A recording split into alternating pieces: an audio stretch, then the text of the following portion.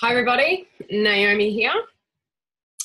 In this lesson we are going to talk about protein being your target and that fats and carbs are actually leveraged against each other and what that actually means. All right, let's get straight into it. Okay, so when we talk about protein comes from the word proteos. It is a Greek word and it means first or most important. And if we take the original meaning of this word to heart and actually apply it to our lives, we need to recognize that we must prioritize protein above everything else. Everything in our body has a protein origin, all the way down to our DNA. If we are eating insufficient protein, there are a number of serious health effects that can arise because of that. In terms of ill effects from eating too much protein, there is very little evidence to suggest that there even is such a thing as too much protein. The body is very adept at excreting excessive protein. And it is likely that a high protein diet and a truly high protein diet would only have negative health effects in people who have existing kidney disease. And you would have to be eating a huge amount of protein. The recommendation for what we're eating within this program is still considered to only be moderate protein. Even up the very top end of the protein range is still only considered to be moderate protein.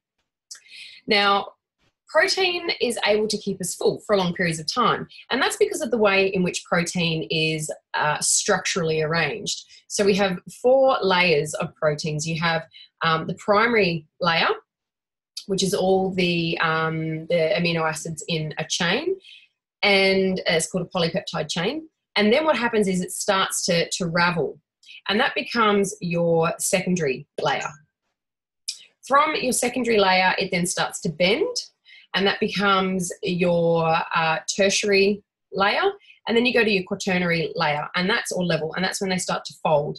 So the arrangement of the amino acids into that polypeptide chain, the way in which it wraps and then arranges itself, and then the way in which it folds through your primary, secondary, tertiary, and quaternary levels is actually really important in terms of making that protein either structural or functional. And we'll talk about that in a minute.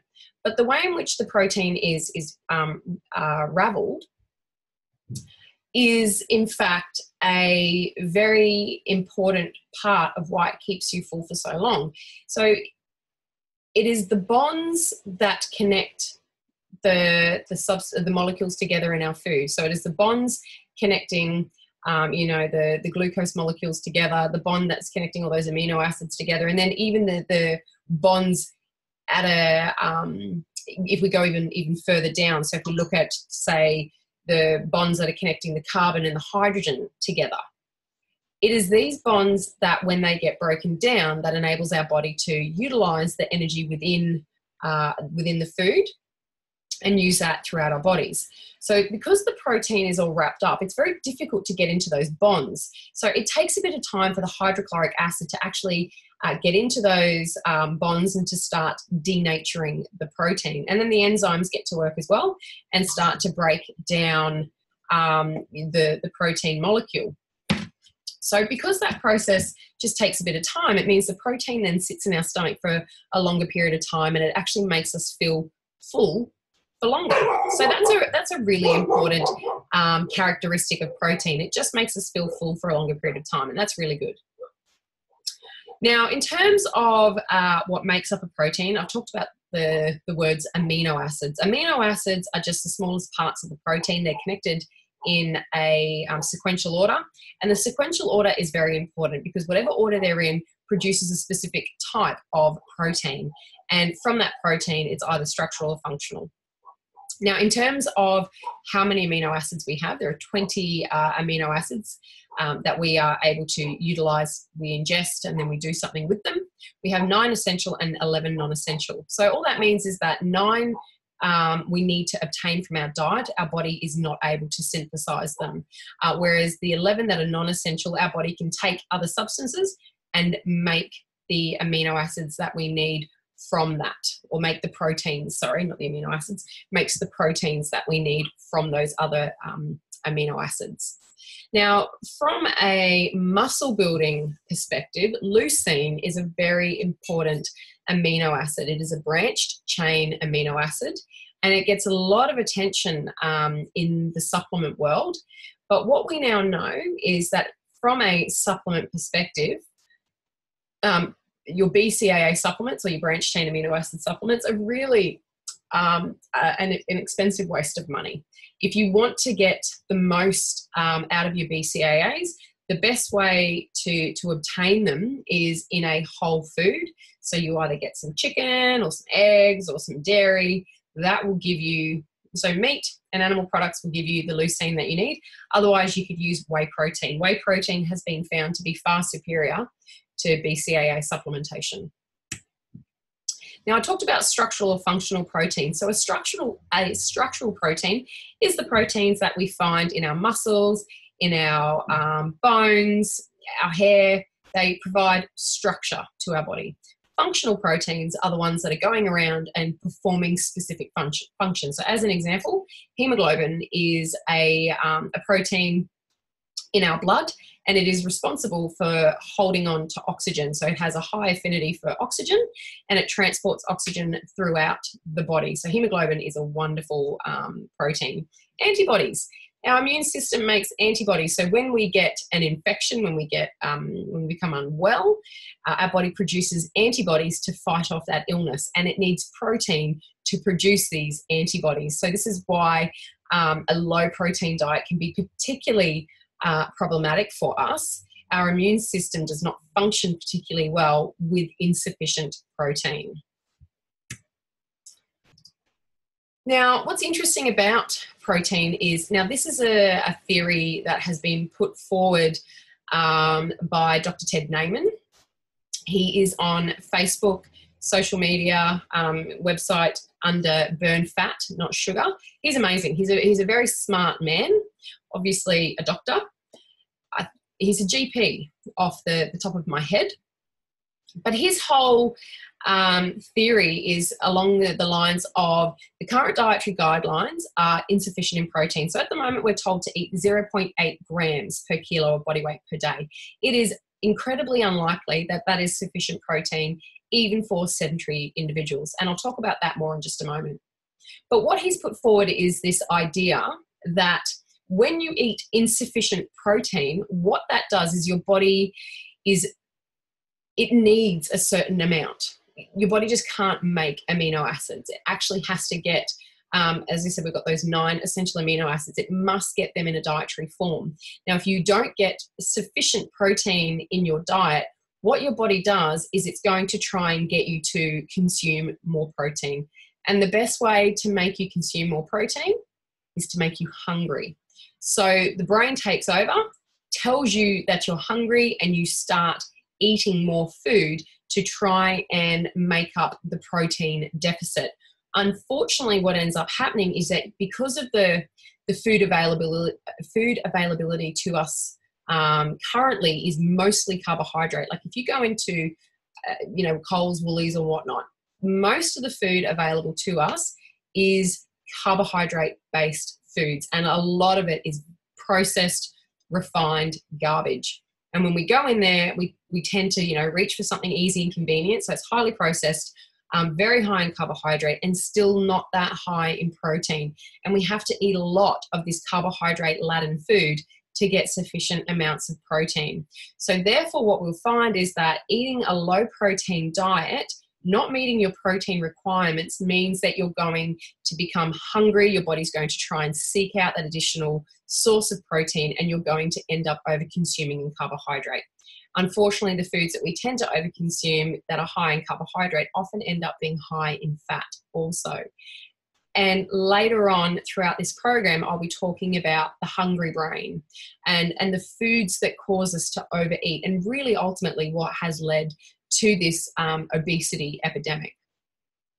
So what we want to do is we want to focus on eating sufficient protein and go higher in protein rather than lower to try and deal with hunger and to make sure that we are nourishing our bodies. Our bodies need to be nourished. We have so much that we're trying to achieve on a day-to-day basis that if we don't sufficiently nourish it, we are always going to be performing suboptimally.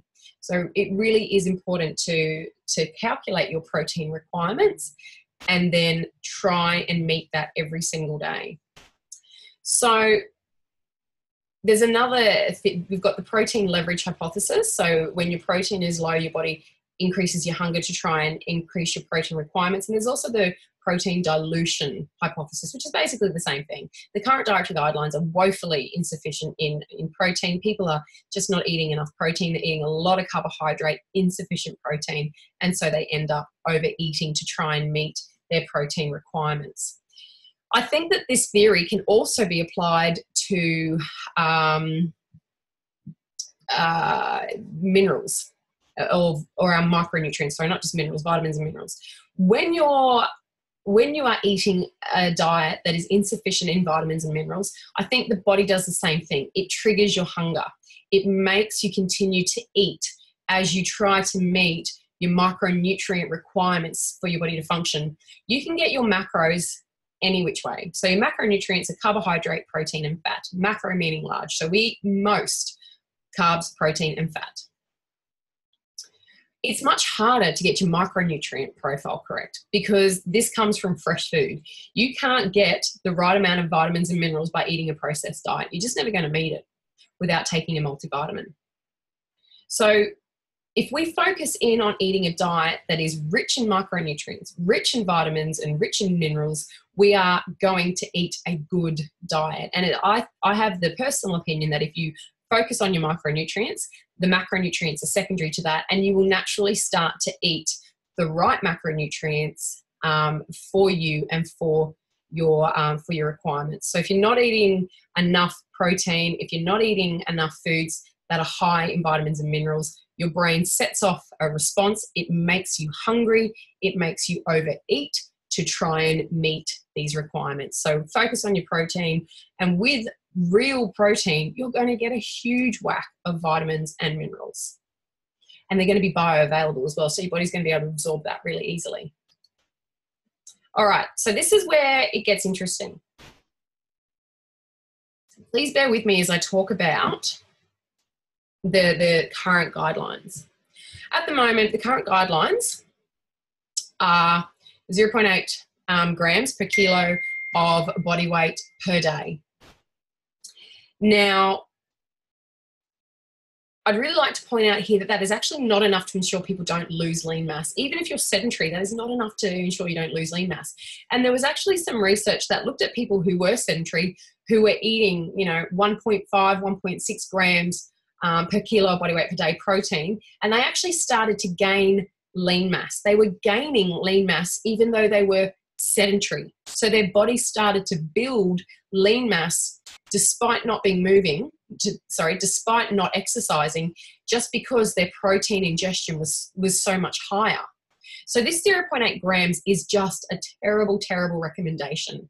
Now, Brad Schoenfeld did a study earlier this year where they looked at an ingestion of 2.5 grams per kilo per day.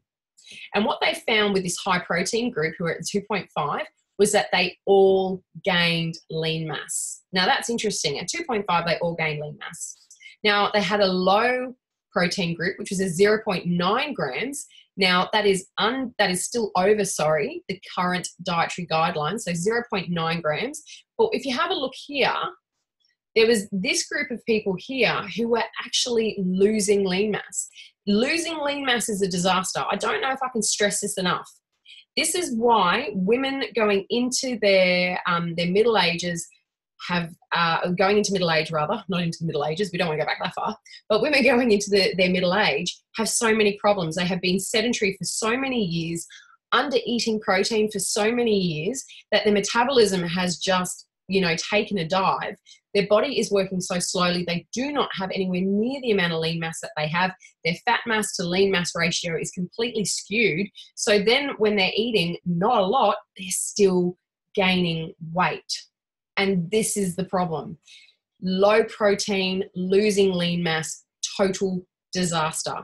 Lean body mass is positively associated with good health. Low lean mass is positively associated with just about every chronic disease you can think of. We need our protein and we need that lean mass. So in terms of this particular study, you do need to take into mind that these women had a lowish body fat percentage of 21 to 23%. They were quite slim and they were also well trained. So they already knew how to exercise. They had already been weight training. So what they actually found, oops, go back. Ooh. How do I go back? There we go, sorry. So in terms of the high protein, it's still not even high protein. 2.5 grams is not high. It's just high compared to, say, the 0.9. High would be if you're eating above, say, 4 grams per kilo of body weight per day. That's when you're starting to get into the high regions. And that would be very difficult to consume that amount of protein. So what we've got to recognize is that it is much better to eat more protein than not enough. And if you're making a decision between protein or fat, pick protein every single time. Always pick protein. Protein will protect your lean body mass. Protein will build your lean body mass, and protein protects your metabolism. And if you do not know if you're metabolically sensitive, then if you're eating a diet that is too high in fat, you're just going to be making all those metabolic problems even worse. Whereas if you're building muscle, you're going to be improving your metabolic situation. Okay, so how much protein? We measure it in grams per kilo of body weight per day. Now, if you are in a healthy weight range, you need to use your current weight. If you're overweight or obese, you need to use your goal or ideal weight. So if you're currently in a healthy weight range, even if you want to lose weight, if you are what is considered to be a healthy weight range, you can use your current weight. But if you are overweight or obese right now, you need to use your goal weight. Now, if you're trying to lose weight, you want to go somewhere between 1.2 to 3.3 grams per kilo of body weight per day. That's a huge range. But in terms of muscle building and improving body composition, our ideal range is 1.6 to 2.2 grams per kilo of body weight per day. Now, it's either going to be 1.6 to 2.2 based on your current weight or based on your goal weight. It's also worth considering that there's only so much we can utilize for muscle building per meal, and that's about 0.5 grams per kilo of body weight per meal. It doesn't then mean that the rest of the protein doesn't get used. It just means you can only build so much muscle, and you can only use so much protein to build that muscle at once. We're not saying you should eat less than that. We're just saying keep in mind that the upper limit for protein utilization to build muscle tissue is about 0.5 gram per kilo of body weight per meal. So what we're going to look at in terms of our range is this one right here, 1.6 to 2.2 grams per kilo of either current body weight or goal weight per day. So let's have a look at what that actually looks like. So let's say we've got Jane, who is 80 kilos. Now, she's considered to be in the healthy weight range. She does want to lose 10 kilos, and she's already training weights and cardio 3 to 4 times per week. So she's going to use the 1.6 to 2.2 grams per kilo per day, and we're going to use her current weight. So at 80 kilos, we times it by 1.6, and that gives us 128 grams. So that's her bottom range. And we can go all the way up to 2.2, and that takes us up to 176. Now, for ease of numbers, I've just rounded up. So 130 to 180 grams per day. Now, on weight training days, it is important to understand that you might have extra meals on a weight training day just to make sure you are utilizing and absorbing and maximizing your protein uptake. If you're not doing a weight training day, you might only eat once. But on a weight training day, I would suggest you need 3 meals. You may even find that you have a 4th. and that's completely fine. You do not need to fast every single day. And if you are weight training, it is not a good idea to be fasting every single day, particularly as women. So 4 meals, Jane would be having 30 to 45 grams per meal. And all we did was divide 130 by 4 and 180 by 4. And that gives us 30 to 45 grams. 3 meals, we divide 130 by 3, 180 by 3, and that's 40 to 60 grams per meal. 2 meals, divided by 2, and then 1 meal. You're just going for gold if you're only having 1 meal. So just remember, on a weight training day, we want to eat, we may want to consider having those extra meals to make sure that we're reaching our protein target. Now, remember with Jane, the maximal amount of protein that she can utilize in 1 meal is 0.5 gram per kilo of body weight, which means per meal, Jane can only really maximize about 40 grams of protein. So that's why those 4 meals would be optimal for muscle building. If you're really trying to increase your lean body mass, and if you're suspicious that your lean body mass is low, you've been sedentary for a long time, you're finding it really hard to lose weight, there's probably a good chance that your lean body mass is too low. So with Jane, if she's having those 4 meals, if she has the 30 to 45 grams at each meal, she is optimizing her food that day to get the most protein absorption for muscle building as possible. She might do that on a Monday, and then on Tuesday she might go back to 2 meals. And on those days when she's not weight training, even though she's not maximizing that protein ingestion, she's still going to have enough protein that her body is going to use in other areas. Just on the days when you're weight training, make sure that you are thinking about getting adequate protein in so that you can build, recover, repair. Now, if we look at Jane, and we do that over 3 meals, here she's having 50 grams of protein in that first meal, 65 in the second, and then 60 in the third. Now, if we were going to switch this around, to go with, the first meal being the biggest, she could have the steak with veggie bake as that first meal, and then she could have the chicken with salad as the second meal, and then some bacon and eggs as her third meal. And that gives her a total of 175 grams, roughly thereabouts. Now, you have a protein worksheet where you can actually make your own calculations. So what I'll get you to do at the completion of this video is go back and use this example and work out your own protein recommendations. So you need to write down what your current body weight is if you're in the healthy weight range, or if you are considered to be overweight or obese, you need to write down what your goal or target weight is.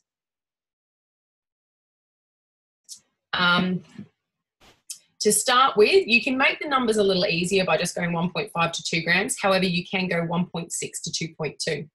Just remember, these are rough targets. You don't have to hit the nail on the head. You generally just want to be in the ballpark. That's what you're after.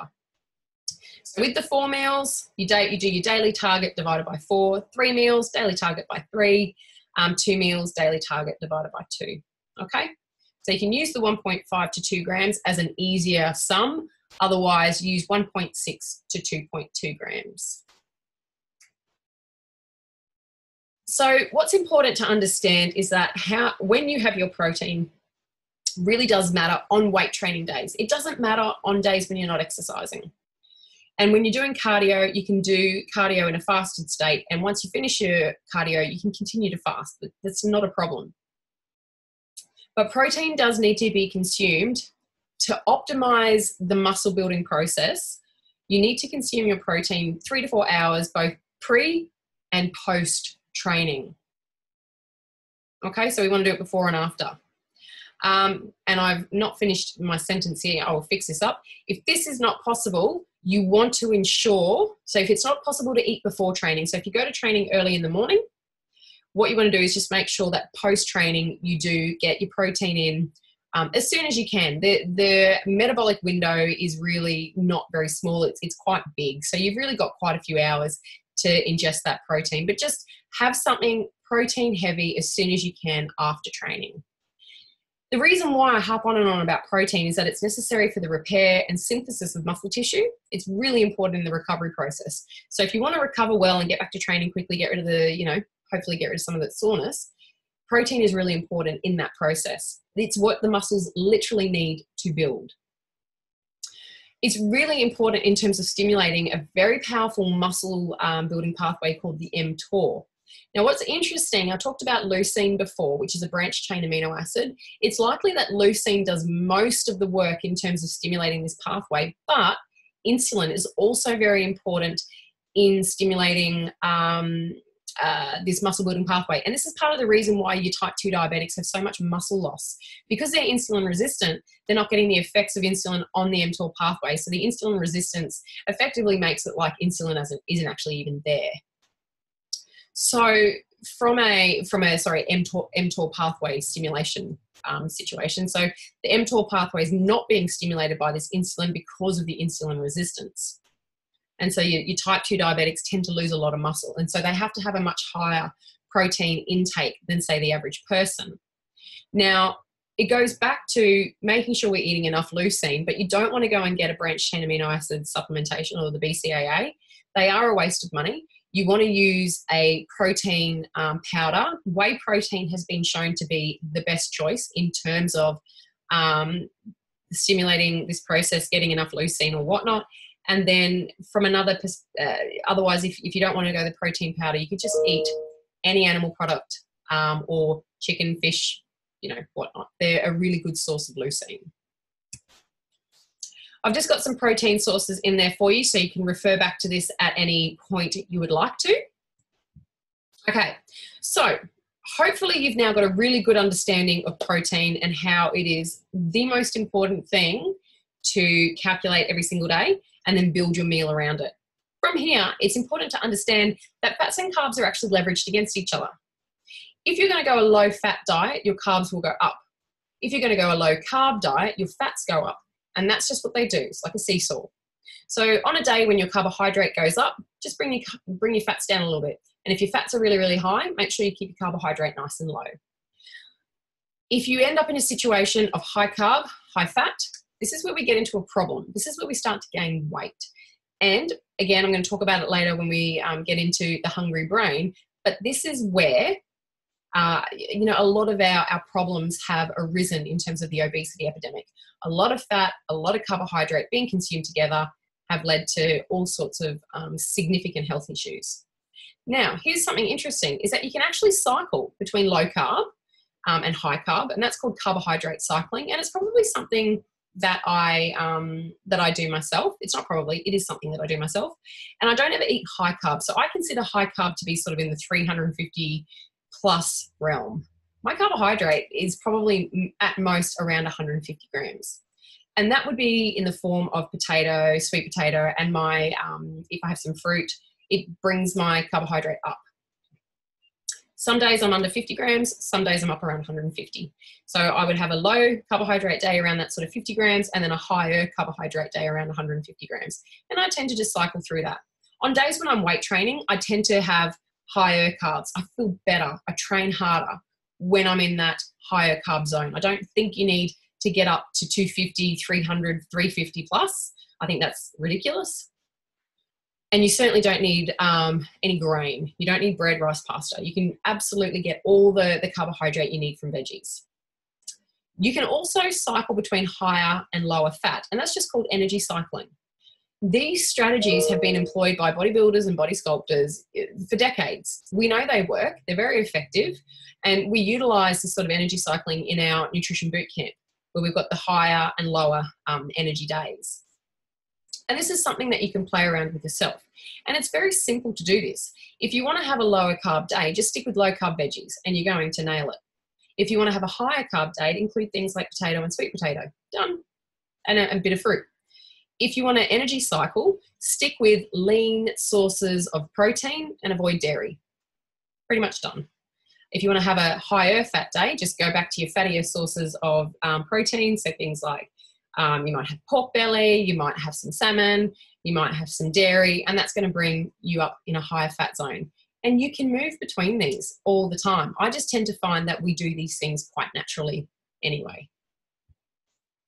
Now, when it comes to carbohydrate, it's really important to understand that carbohydrate, first and foremost, it's a rapid source of energy. And this is why I find it useful when I do my weight training. So when I'm working, when I'm doing my sprint type stuff, when I'm doing my high intensity, heavy weight training, this system relies quite heavily on carbohydrate as a source of energy. And I find for myself that I feel better when I do have a little bit more carbohydrate before those sessions.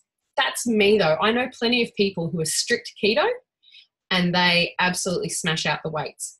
It all depends on the individual person. Just because one person can go strict keto and perform really well doesn't mean everybody's got the same physiology to be able to do that. So it's a matter of trial and error. Have a bit of a go, have a bit of a play with things and see how you feel. Now, from a carbohydrate perspective, we store about 500 grams on the body. We store about 400 in our muscles and then 100 grams in the liver. That is a tiny amount compared to how much fat we can store in our body. So we store kilos and kilos and kilos of fat. So glucose yields a much smaller amount of energy, but it yields it faster. Again, which is why I find it useful for your sprint type, power type training. What is important to understand though is that glucose oxidation, which is just a fancy way of saying carbohydrate burning, is prioritized over fat burning. So if you eat a lot of carbohydrate, the less fat burning that's going to happen. And that's just the way it is. What's important to understand though is just by going low carb does not 100% guarantee you of fat loss. There's a lot of factors involved in weight loss. And if everybody went low carb and lost weight, well, then we would probably find that we would not have the obesity epidemic that we have. There's a lot of factors. So please keep in mind it is just one strategy. The other thing that's interesting or useful about carbohydrate is that they provide fiber, and fiber does help keep us full. The problem is, though, is that fiber can be very irritating. And for some people, eating more fiber actually creates a lot of gastrointestinal discomfort. So you need to decide if that might be you. It is also useful for for gut bacteria. So fiber ferments in our gut and feeds our gut bacteria. But again, that can create discomfort. So it just depends on whether you are sensitive to particular types of fibers. And if you are, there's something called the low FODMAP diet, and you might actually benefit by only eating specific types of veggies or specific vegetables. Now, if you decide to have a day where you do have a higher carbohydrate intake and then you jump on the scales and you go, and your weight's gone up, you need to understand that carbohydrate is very heavy. It has 1 gram of glucose has 6 water molecules in it, so it's heavy. So when you jump on the scales, your weight will go up. Don't freak out. You cannot gain that amount of fat overnight. It's water. We need to be aware at the moment that we are in a state of carbohydrate abundance. We have never experienced anything like this before. Prior to the food revolution or the food industry revolution, carbohydrate was consumed mostly via veggies and fruit. And if you were consuming grain-based products, I mean, there were things that you were making and you'd have to grow the wheat yourself, you'd have to mill it, you'd have to make it from scratch. So it wasn't as plentiful as what we have now. We've also seen that our sugar consumption has increased over the last 100 years or more. And obviously the amount of processed foods we're consuming now has rapidly increased. Our portion sizes are now a lot bigger than what they were. And of those portions that we're eating a lot more processed carbohydrate than we ever have. So the best diet is one that restricts your man-made foods, particularly those that are high in sugar and refined carbohydrates. The problem also with these processed foods is that they're often packaged with high salt, high sugar, high fat, and these are the foods that our brain loves. And we will go into this more when I talk about the hungry brain, but it basically kicks off a pathway in our brain called the hedonic pathway, and it allows us to overeat. Even though our brain recognizes that we have met our energy requirements, i.e. we've consumed enough food for the amount of energy we've expended, the brain tricks us and says, keep going. And that's why after a big meal, you can still go and have that piece of cake, even though you're full. So in terms of how much carbohydrate we need to eat, Very low carb is just less than 50 grams per day. These are my own guidelines. Low carb, 50 to 100 grams, and then moderately low carb is 100 to 150 grams per day. In terms of how much, you need to ask yourself a few questions. I've got some of them listed here. At the end of the day, it's a preference. How do you feel? When you're on less than 50 grams per day, are you feeling okay? Do you find it easy to stick to this? Do you find it too restrictive? Are your food choices suddenly so small that you now don't know what to eat anymore, or you're finding it hard to sustain this way of eating? And that's a really important question to ask yourself. Are you finding that 50 to 100 grams is more achievable? You feel better. You've got more food choices. You're still losing weight. You're still feeling good. You're able to train. So in terms of how much you have, I would suggest you try it. Try less than 50 grams for a week. Try 50 to 100 grams for a week. I would only suggest that you sort of go into the 100 to 150 grams if you are physically active, you're doing your weight training, you're doing your exercise, and you are quite physically active. Otherwise, what you're going to find is that 100 to 150 grams combined with all the fat is likely to push you into a weight gaining range or zone. There is also your menstrual cycle to consider. Now, this is quite interesting. If we have a look at the first part of the cycle here,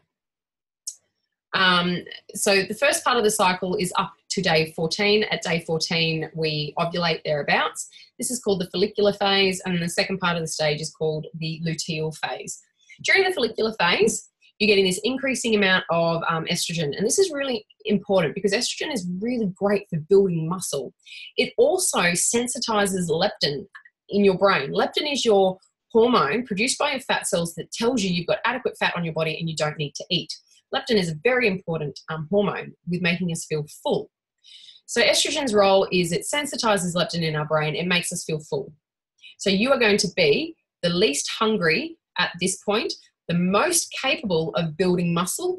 And what's also interesting is around here, you are also the most insulin sensitive. So this is where you're going to be able to get away with eating more carbohydrate, which is really great because it also helps then with the weight training, and you're probably finding also that you're not, starving and feeling wild and whatnot. However, that does change. Back down here when you see the estrogen sort of crashes and the progesterone starting to come up. Now, this is where you are very insulin resistant. So you're going to be insulin resistant here, and then you're also highly insulin resistant here. So the second part of your cycle is where you really need to be more careful about restricting carbohydrate intake. Your blood glucose levels are going to be quite unstable, and that's going to make you feel less great. So you probably find during this stage of the cycle, your fasting won't feel so good. You might get a bit jittery. You might feel a little bit. Whereas in this stage of the cycle, you probably find that fasting doesn't bother you so much.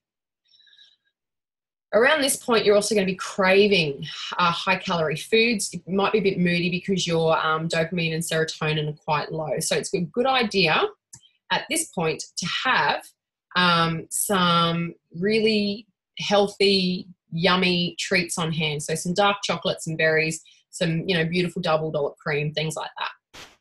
And go nuts with the cinnamon. Cinnamon actually helps blood glucose control, and it also tastes delicious all over your cream and chocolate and berries. If you get to this point up here, what's interesting is that progesterone actually increases your resting metabolic rate. So your body actually speeds up. So you're burning more energy at this point. So what you've got to be careful of here is that you can actually become quite hungry. So if you recognize that your progesterone's peaking, your metabolic rate has sped up, and if you eat a bit more food to try and offset that, you're less likely to binge, less likely to go on a wild rampage and eat everything and anything.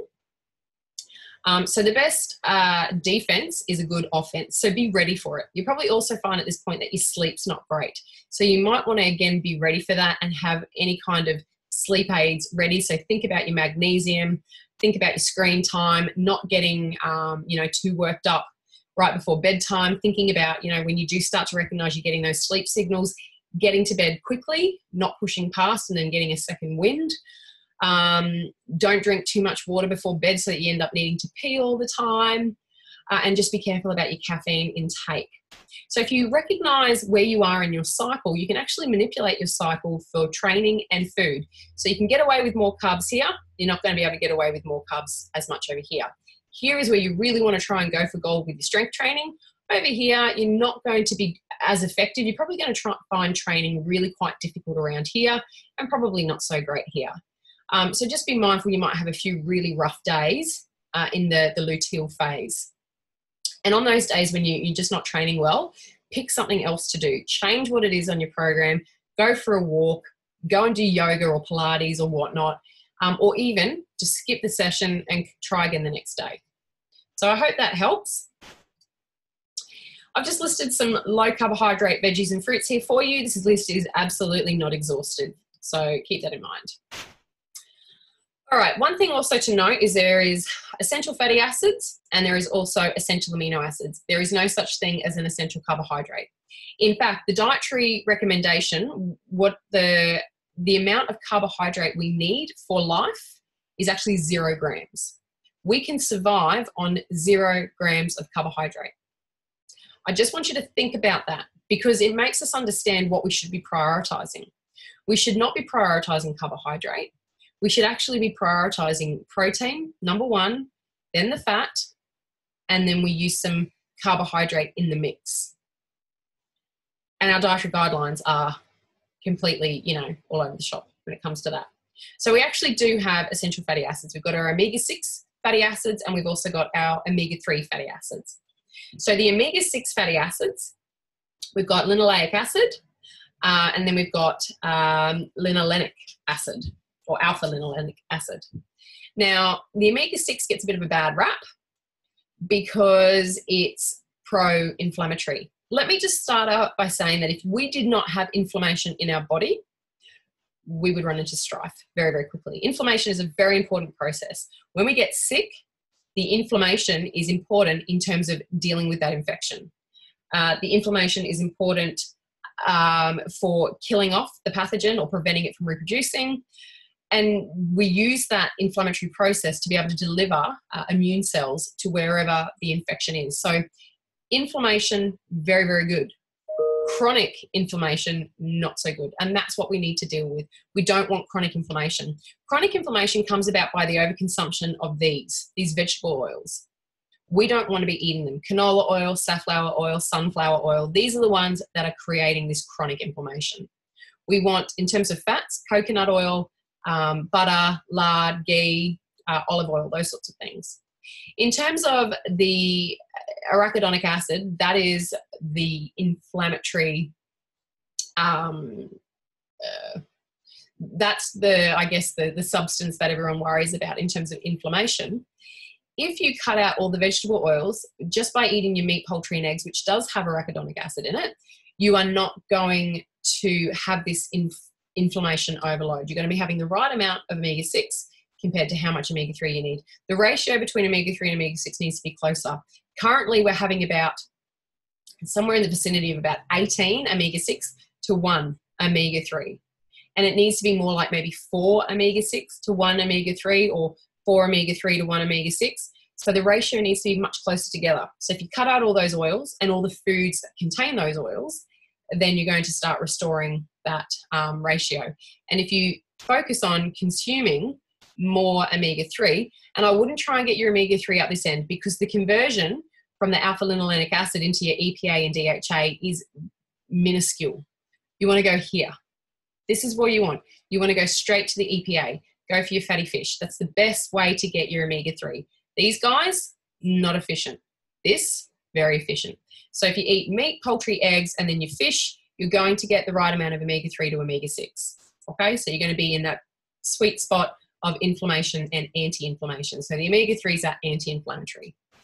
Hopefully that made sense and it wasn't too confusing. Okay. So in terms of what fat is needed for, I don't know why it keeps doing that, but anyway. Fat is needed for thermoregulation. This is a fancy way of saying temperature control. Fat protects our organs. We need it for nerve conduction. So there's fat surrounding all of our nerves and it stops nerves from crosstalking. So it means that the signals from our brains are getting sent out to the rest of our body properly.